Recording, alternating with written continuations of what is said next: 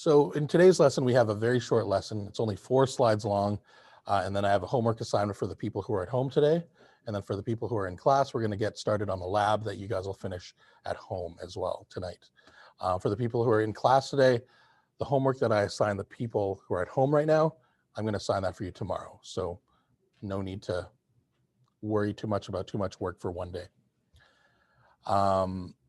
So today we're covering the mechanism of breathing.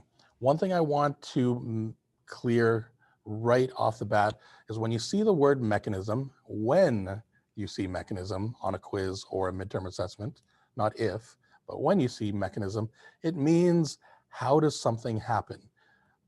If I ask you about the mechanism of breathing, I want you to explain how breathing occurs. What is making it so that breathing occurs? I'm not asking for the pathway of air or the pathway of breathing, because that's different. Pathway of breathing is what we covered yesterday in terms of going through the nasal cavity and the nasopharynx, oropharynx, laryngopharynx, passing by the pharynx, or all 3 stages of the pharynx, then the larynx and the glottis and the trachea, bronchi, bronchioles, terminal bronchioles, alveoli. That's the pathway of air. But today we're going to cover how does that happen? What happens in the body so that air is brought in and air is brought out? So that's how does it happen, the mechanism. So I want to make that clear right off the bat. We only have 4 slides, so it'll go probably in about 10-15 minutes of a lesson today. So we'll get started now.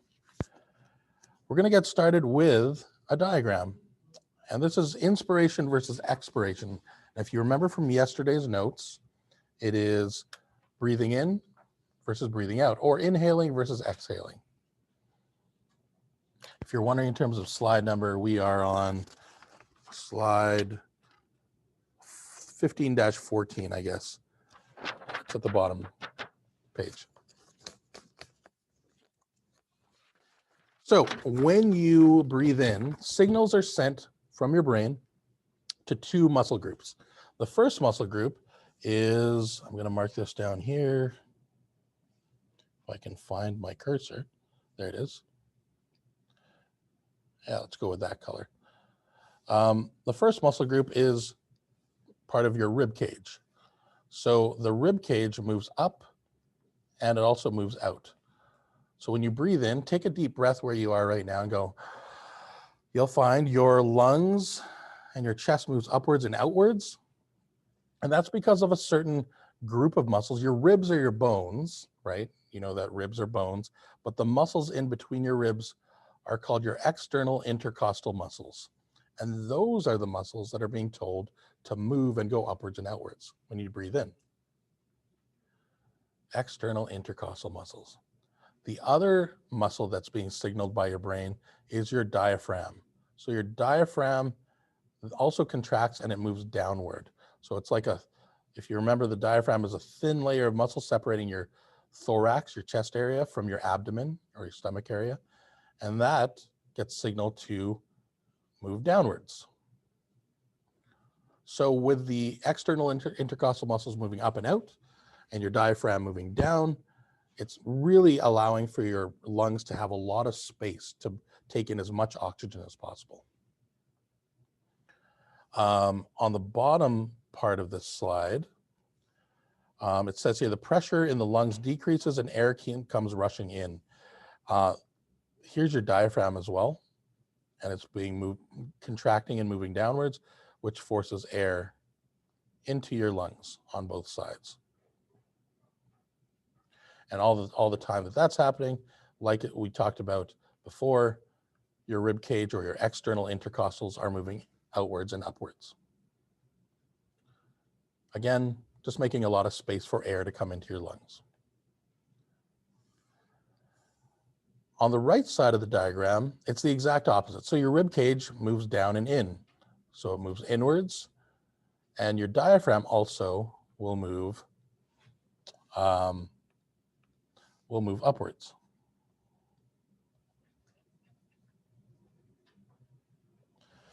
Again, what that's doing is it's your rib cage and your external intercostals are squeezing down as much as they can, and your diaphragm is pushing upwards to try and squeeze out as much air as possible. It'll never get your lungs totally empty of air though, because first of all, that would lead to lung collapse, but also you just can't squeeze out all of the air in your lungs. There's always what they call a residual volume of air that stays in your lungs. Part of that is because the diaphragm is not a super strong muscle, it's just a thin layer, but also because you have these ribs, and all these ribs limit how much your external intercostal muscles can squeeze, because they're just rigid. Your ribs are rigid and they can't fully close. On the bottom right of this slide, it says the pressure in your lungs increases and air is pushed out. So that's because the diaphragm is pushing upwards. And as we talked about on the top, your rib cage is moving inwards and downwards, and that forces air out of the lungs. So it's squeezing it out. Any questions on that? So first slide done. On the next slide, we basically are going to be talking about what I just talked about on that diagram. The normal breathing rate for humans, teenagers to adults, is 12 to 20 breaths per minute. What I like to do is pick somebody in the back row and have them pick a random person. It's a little creepy, but pick a random person that they will watch for 30 seconds and count how many breaths they take. And you can usually do that by like just watching their shoulders go up and down for 30 seconds. So Marissa, I'm gonna pick you to pick anybody while I'm still teaching and see, it's not the easiest thing to do, but try to count within 30 seconds how many breaths they take. The reason I do this, folks, is because if you try to count your own breaths, it won't be like a really valid measurement, because if you try to count your breaths, you'll be like counting either really slow, like, or breathing really slowly, like, and that's not a normal breath, or you'll be breathing too quickly, like 2, 3, 4, and that's not a normal breath either. So that's why I usually get somebody to count somebody else's number of breaths as best as possible. At the end of this slide, Marissa, I'll come back to you to see who you counted, whose breaths you counted and how many they had. So there's 12 to 20 breaths per minute. How many beats per minute for the heart? Anybody remember that? Somebody said something. I didn't. Nobody remembers? 60 to 80, yeah. An average of 70, I guess you could say. So much fewer breaths in a minute rather than a heartbeat. It's controlled by the respiratory center in your brain. I mentioned the brain, but I didn't specifically say what it was. Does anybody remember from the cardiovascular system what controls your heartbeat extrinsically? What part of the brain? Starts with an M. That's right, it's the medulla oblongata is its full name. So the medulla oblongata in your brain.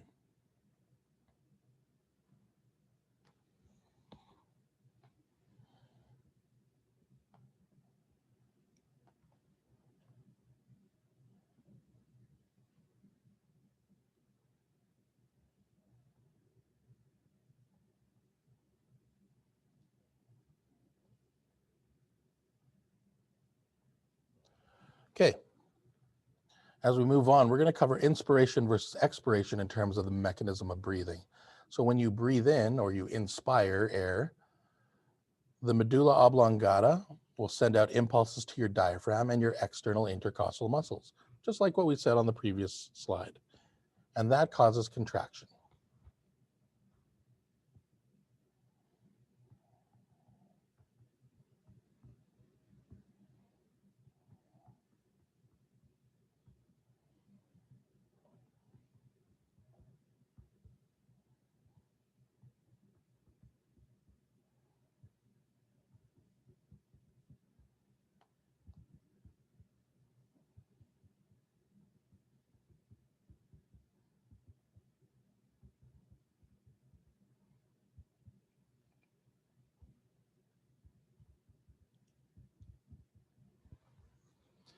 And in terms of expiration, or breathing out, essentially what the medulla oblongata does is it stops sending signals to the diaphragm and external intercostals. So those muscles relax.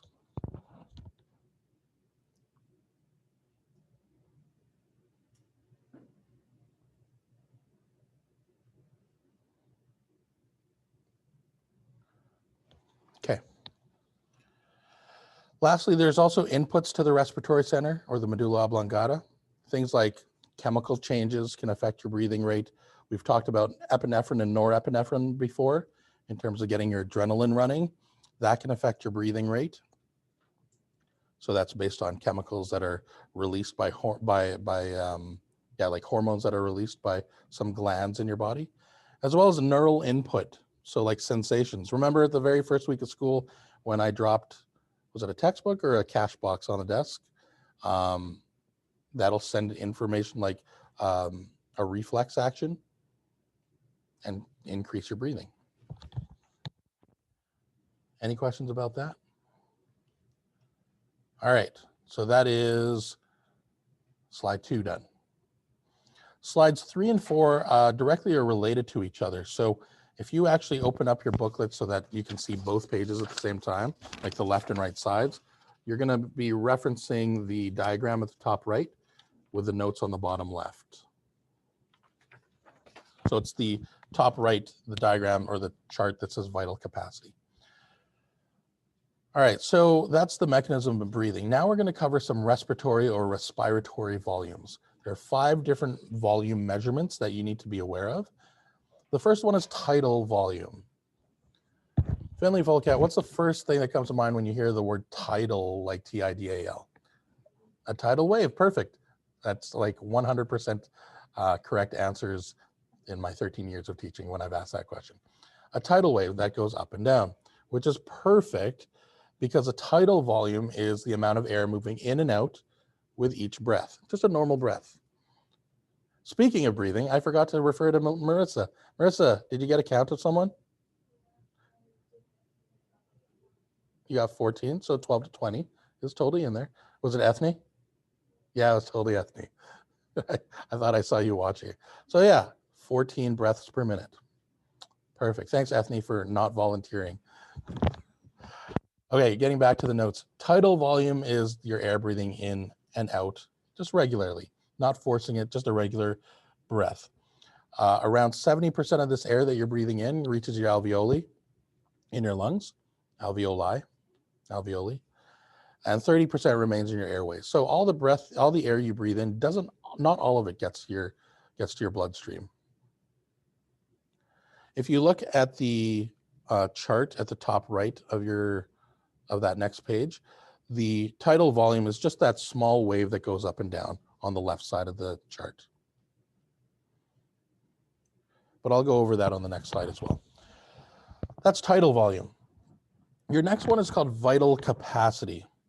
And your vital capacity is pretty much, if tidal volume is the amount of air you breathe in and out on a regular breath, your vital capacity is the largest breath in and the largest breath out that you can take. So it's the maximum volume of air moved in and out in a breath. So if you took a deep breath where you are and breathe out as much as you can. I was really emphasizing that for the microphone to pick up for the people at home. Yeah, that's your maximum volume. That's your vital capacity if you measure that. Of course, if you're sick or you have an illness, whether it's serious or something as simple as a cold, that can affect your vital capacity.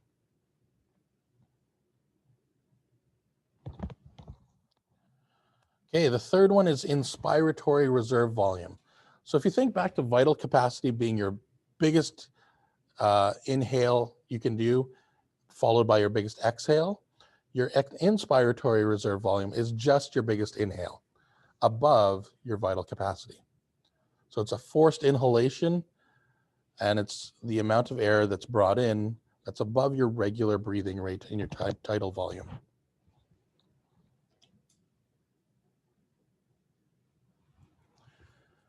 After that is your expiratory reserve volume, which is a forced exhalation. So it's your forced breath out and how much air you can breathe out beyond your regular tidal volume.